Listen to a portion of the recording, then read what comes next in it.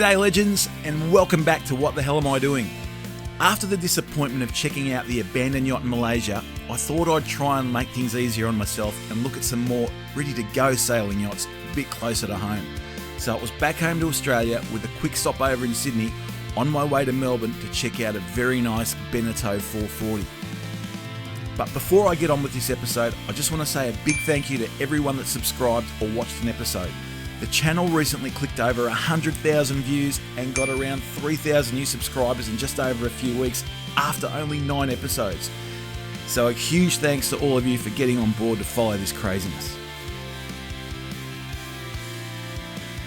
After coming back from almost buying an abandoned and possibly even haunted sailboat in Malaysia, I had a quick trip to Sydney for a wedding. While I was there, I made a quick stop at the Cruising Yacht Club of Australia, somewhere I'd always wanted to go, and saw a couple of famous Sydney to Hobart yachts. It was a hot one in Sydney, and after I said I needed a little beach time, I think I was misunderstood and instead got time at a little beach. After looking at thousands of yachts and considering layouts, build quality, comfort, speed, reliability, and a whole bunch of other things, one of the models that I had mentioned in an earlier episode and had high on my list was the Beneteau 440. And one had come up for sale in Melbourne, not far from where I used to live, so I was off to go see it. On the way out of Melbourne Airport, I had a brief stare down with this huge bloke. I grew up near Melbourne Airport and I'd never seen a kangaroo there. Are they moving into the cities now? The next day in Melbourne, it was a beautiful day as I headed to Sandringham Yacht Club to meet Kurt, the owner of the Beneteau 440.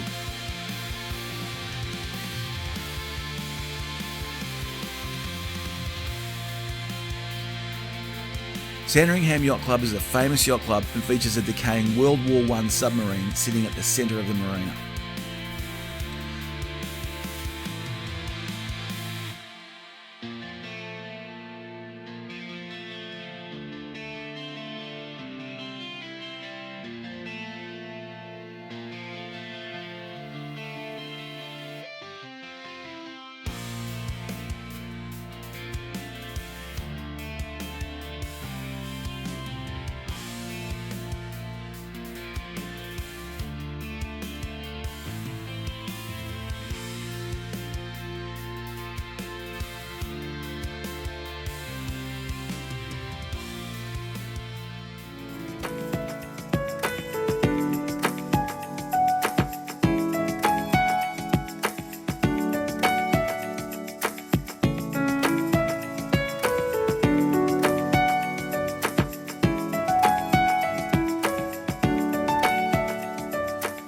The yacht looked nice when I got to her.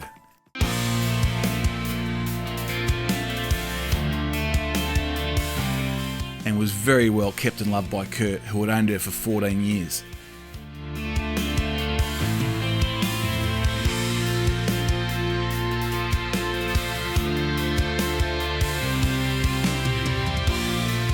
She was built in 1994, at a time when the Beneteau hulls were thicker. The timbers were, in my opinion, a bit better quality back then than the current IKEA look interiors. Another feature is that these models were designed by Bruce Farr and came with the famous winged keel, designed and made famous by the late great Ben Lexon, designer of Australia 2, the boat that broke the USA's 132-year hold on the America's Cup. The Challenger had won.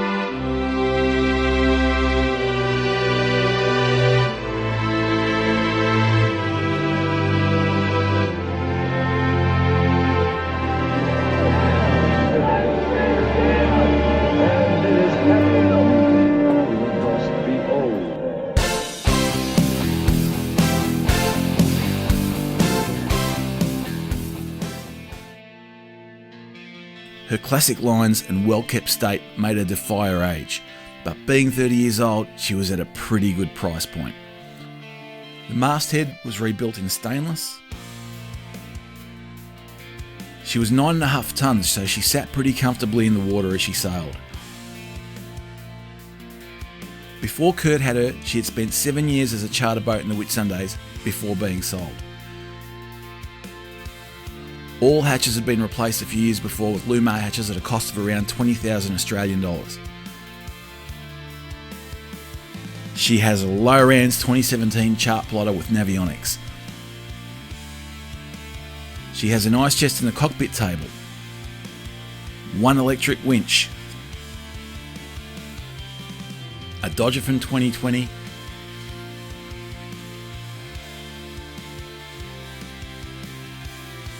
has a new wired gas detection carbon monoxide system, good if you want to keep breathing while you're sleeping.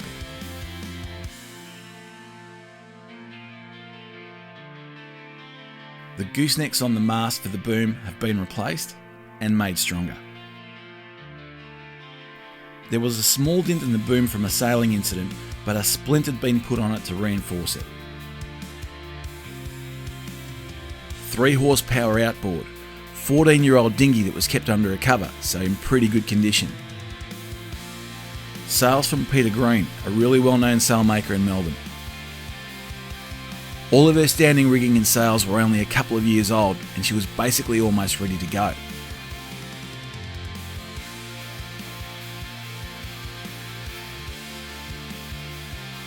Manson Supreme 3-year-old anchor. She has a 2017 Yanmar, only 6.5 years old, with 1700 hours on the clock, and a non-electronic ignition, which is pretty handy if you like fixing things yourself. Her bowsprit has been rebuilt. A furling head sail.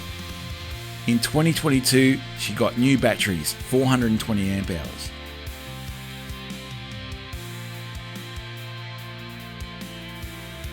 Interior timber was in reasonably good condition, but could do with the sand and varnish to spruce her up.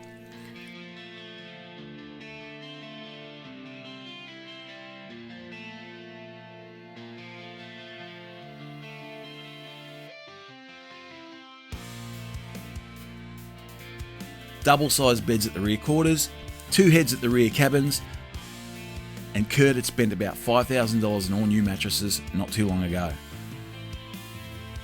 A full galley, fridge but no freezer. We can change that.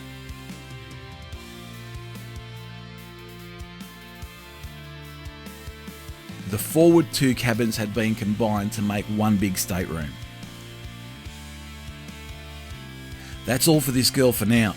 I can't make a decision on her yet because I'm heading off overseas to look at 1 or 2 more, and fingers crossed I can find my dream yacht in the next few months. If you want to have a look at Kurt's Beneteau Oceanus 440, as of early March 2025 she was still available. There is a link below. Please let me know if you like the Beneteau Oceanus 440 or what you can tell me about this model, and if you've ever sailed or owned one, I'd love to hear your thoughts. See you in the next one, and please don't forget to like and subscribe as the channel goes from strength to strength and reaches for 5,000 subscribers and 200,000 views. Also, we now have a channel membership option available for anyone that wants to help us out and make this crazy content. In the next episode, or should I say 10 episodes,